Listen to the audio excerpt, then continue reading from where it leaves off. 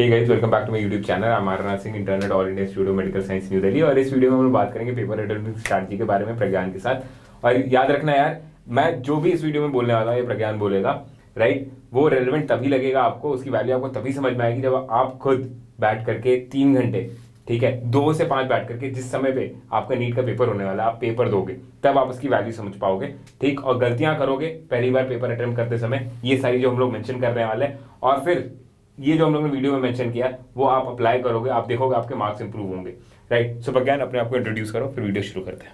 Hello friends, I am Pragyan Sharma. I scored 710 out of 720 in NEET 2021 and I got an all India rank of 30.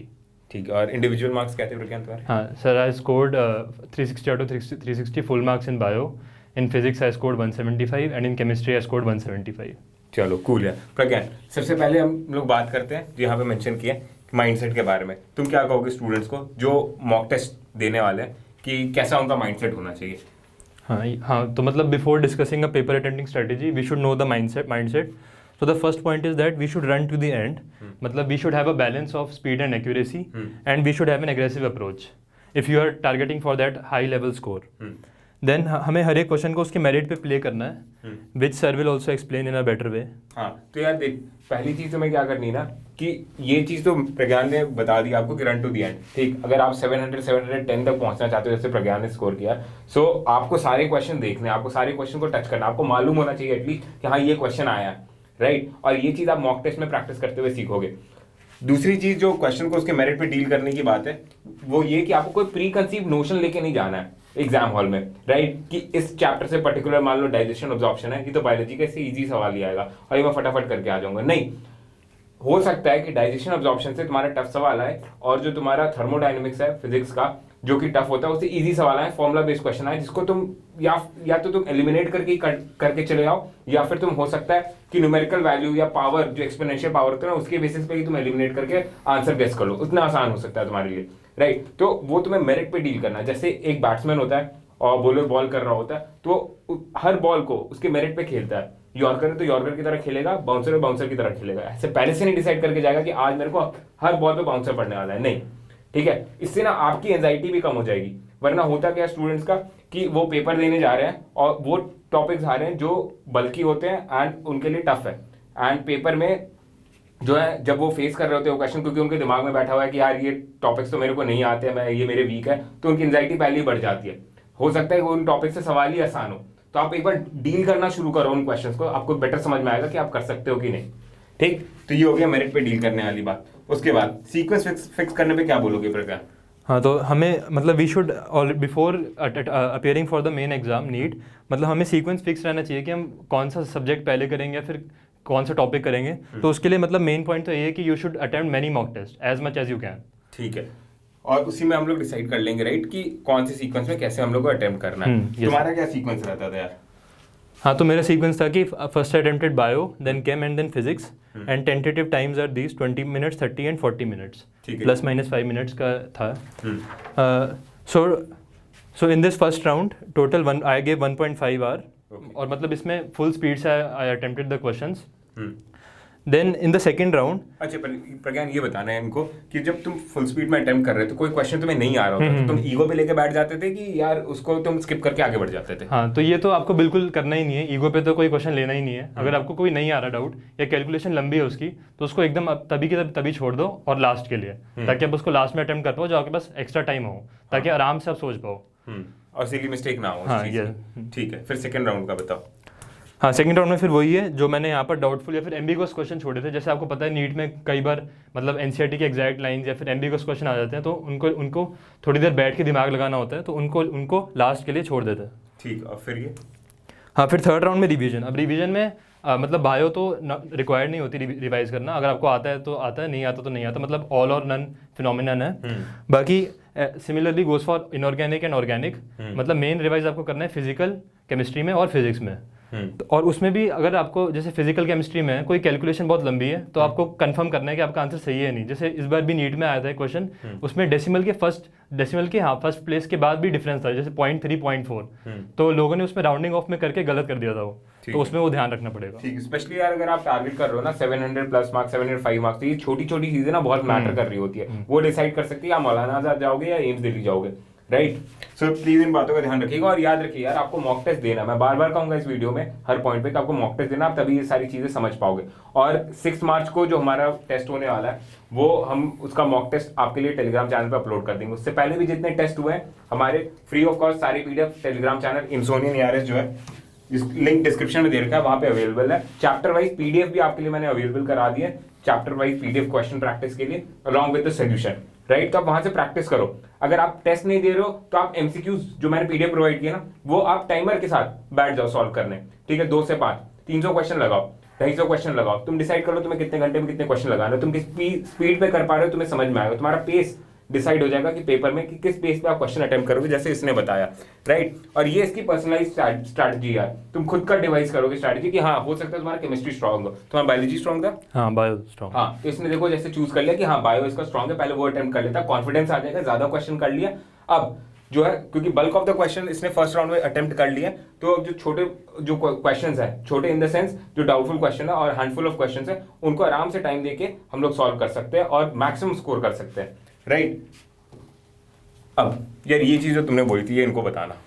हाँ, बाकी ये जो 3 points हैं ये तो मतलब they are applicable for any competitive exam. हमें ये 3 चीज़ तो होनी चाहिए हमारे पास, कॉन्फिडेंस, स्पीड एंड एक्यूरेसी। अब कॉन्फिडेंस तो होना ही चाहिए, तभी तो only then you can attempt the questions.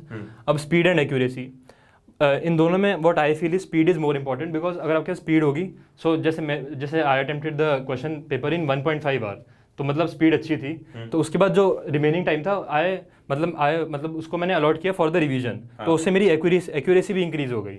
सही बात है, ठीक है। और ये आपको तभी पता चलेगा जब वही है कि मॉक टेस्ट आप अटेम्प्ट करोगे एज मच एज पॉसिबल। ठीक है, ठीक। तो यार ये याद रखना है कि आपको एक बैलेंस मेंटेन करके रखना है स्पीड और एक्यूरेसी में। और ये पॉइंट इसने बहुत सही बोला कि यार एक्यूरेसी आपकी इंप्रूव हो जाएगी। देखो जो इजी क्वेश्चन है उसमें ना मोस्टली आप गलत नहीं करोगे, आप स्पीड में भी कर लो। जो डाउटफुल क्वेश्चंस होते हैं ना जिसमें आपका कहीं ना कहीं गड़बड़ हो सकता है कैलकुलेशन वाले, वो ऑलरेडी आपने सेकंड राउंड के लिए डाल दिया क्योंकि आपकी स्पीड अच्छी थी, और सेकंड राउंड में आप आराम से उसको रिवाइज करके अच्छे से OMR फिल कर रहे हो, देयरफॉर आप एक्यूरेसी भी इंश्योर कर रहे हो विद अ कूल माइंड। हाँ एग्जैक्टली, ठीक है।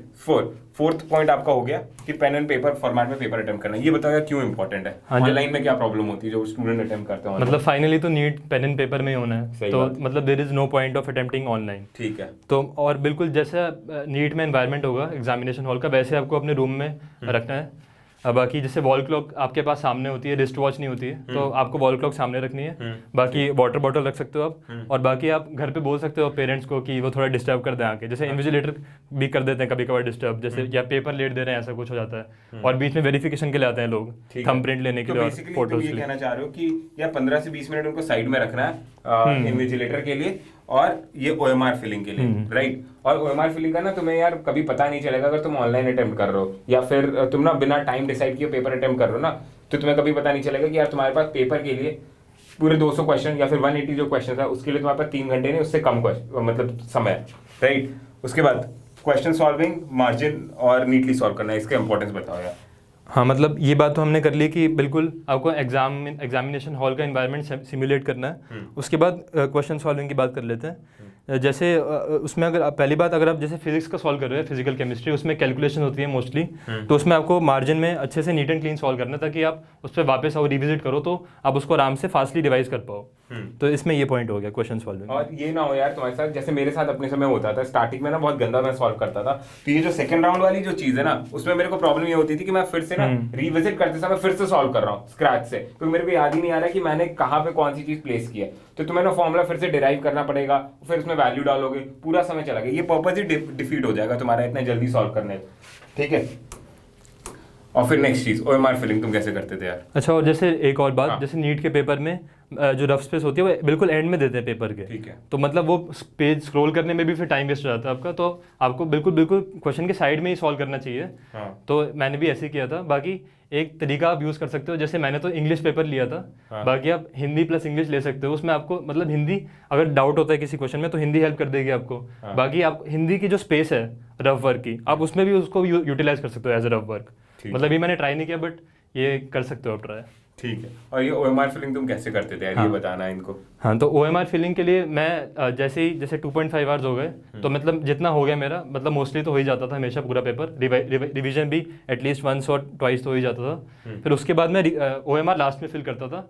अब ऐसा क्यों? क्योंकि अगर आप ऐसा कर रहे हो कि आपने एक क्वेश्चन सॉल्व किया और तभी OMR भर दी, और बाद में आप फिर उसको देख रहे हो कि अरे यार ये तो गलत हो गया, फिर आपको रिग्रेट फील होगा, और आप क्या पता फिर उसी रिग्रेट में आप बाकी क्वेश्चन भी गलत मार्क कर दो OMR में, ऐसे कुछ हो जाए। तो फिर मैं तो लास्ट में OMR मार्क करता था। अब उसमें मैं कैसे करता था, जैसे ये 4 क्वेश्चन हैं, जैसे क्वेश्चन नंबर 1 का आंसर A है, इसका C है, इसका B है और इसका D है। तो मैंने बस ऐसे ही बस छोटी सी डॉट लगा लेता था, ऐसे ही 1 2 लेके 180 तक ऐसे कर लेता था। फिर क्वेश्चन पेपर साइड में रख दिया और फिर इनको कंप्लीट कर दिया फास्ट। ठीक है। तो मतलब 5 मिनट्स में कंप्लीट हो जाती थी आराम से पूरे पेपर की।